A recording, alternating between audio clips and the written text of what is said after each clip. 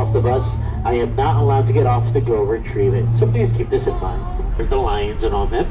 But believe it or not, you're also visiting one of the most visited botanical gardens in the entire United States. The plant life you're seeing around you and throughout the day. Please inform they don't know when their next meal will be. So by sleeping throughout the day, they're able to conserve it for those future hunters protecting themselves. Note that these animals are known as charismatic species, meaning that because of their good looks, their good personality traits, and positive connotations, we tend to protect them. These are things like the movie The Lion King portraying them well. You're looking at people born under the star sign Leo that might feel a personal connection to them. Again, some of the more common things we say about lions, things like strength, power. But because of global warming and urbanization, they're now mostly found in the denser forest regions of Central to South America. As we look into the environment, make sure to look all around. You might see her before I do. And because of her size, she's about half the size of a lion. She can hide almost anywhere. She has a yellow body that brings the nickname, the Skull Crushers. So on our right side here, this side has two wildlife, home to our tapirs, and also home to our capybaras. And we have had 4 capybaras that were born here not too long ago.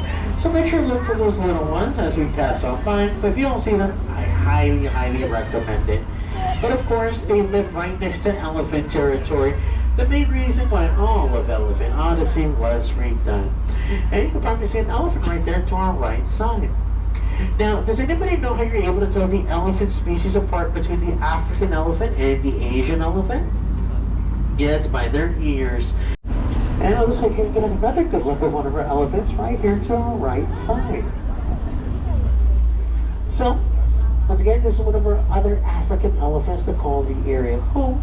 I believe this is Lucy. He is our newest addition here to our zoo. He came from our safari park as well. He's around 20 years of age. A little, as you can tell, you can see the physical difference between our boy over there on the other side. It's just 11 and 12. And of course, Lucy is here being part of our bachelor herd in this area. If you didn't know, one's elephant tusks compared to our 2 boys on the other side. And wow, you're getting really lucky. You're seeing all of our elephants. You're going to be also able to see our eldest female that calls this area home as well.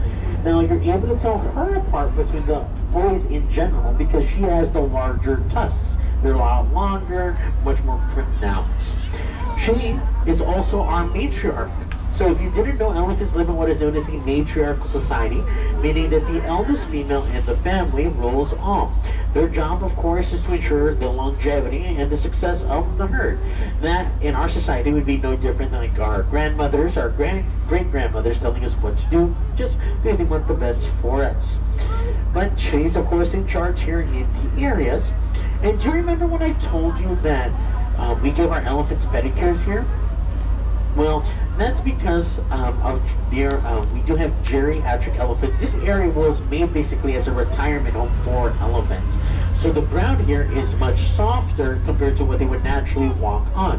This puts less stress on their joints. So it's not the best looking animal out there in the world.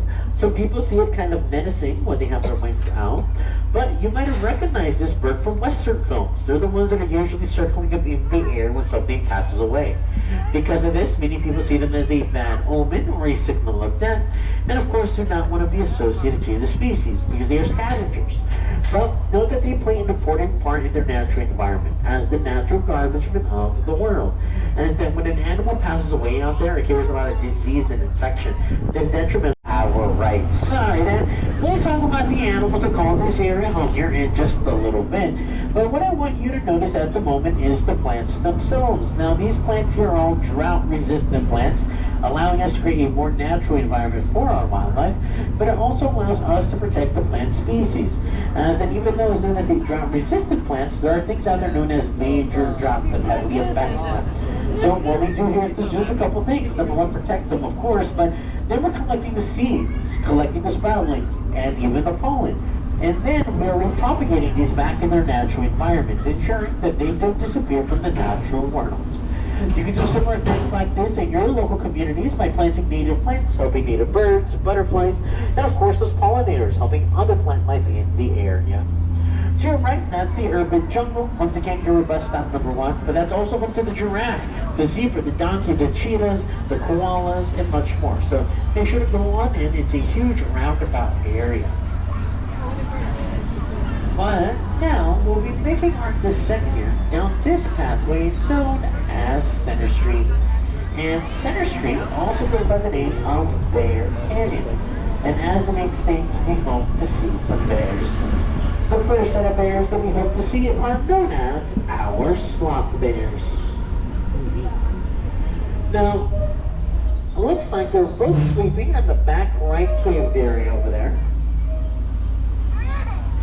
Now, note that the sloth bear is not a sloth at all. Seen the movie The Jungle Book also? Well, Baloo is based off of the sloth bear.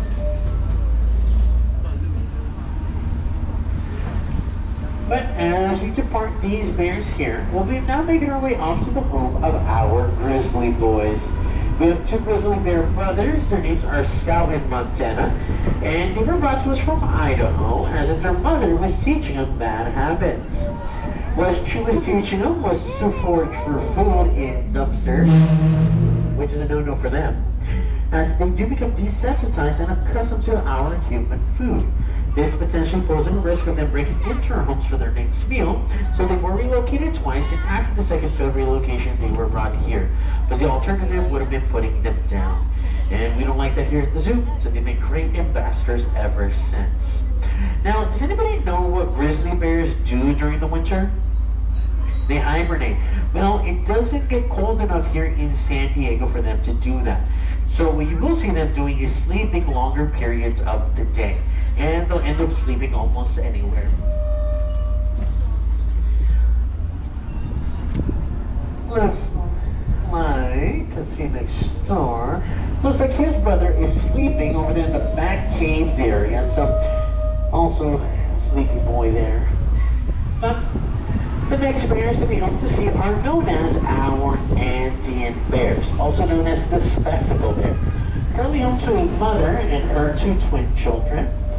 Now, these bears are the only bears found in South America. They are the only bears found south of the coolest areas, and one of the freshest breaths they're going to get in all of San Diego. But note that we see many animals that rely on these forest regions, and it's up to us to protect them. But you might be wondering how. Well, by buying more environmentally friendly, more sustainable, and buying higher quality goods, can we ensure that we're taking less from our wildlife, and whatever we are buying, well, it's going to last us 2 to 3 times as longer, so we don't have to take as many resources for it, and we're going to get the best bang for our buck, ensuring that we're getting quality things to ensure a longevity of wildlife. But as we make our way here to the bottom, right in front of Flamme Cafe, one of our other restaurants here at the zoo, to your left, that's Basher Bridge. Walk towards the right, end up towards the back. Walk towards the left, end up towards the front. There is an elevator system that will take you from the bottom here to the top of that bridge, or from the top here to the bottom. Now we make our way into Conrad Freebies, Africa Rocks, and the first habitat will be coming up to our left side, penguins. And boy, are you in for a treat. You're going to see 2 penguins really close here to the bus.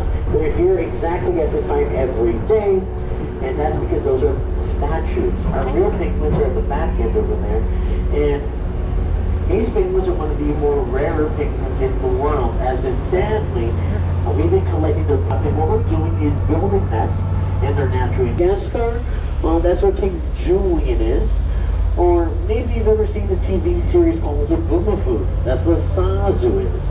You don't see any of our lamers out finding ways to keep using them, using stuff like the 3 R's, except for reduce, reuse, recycle, making sure that we're using less material, so we get the best bang for things. But you're also just making sure that by learning about wildlife that are being affected, can we just mitigate our impacts, making sure that we can be friends for change and of course heroes for wildlife. But as we make our way here to our unloading dock, I will be unloading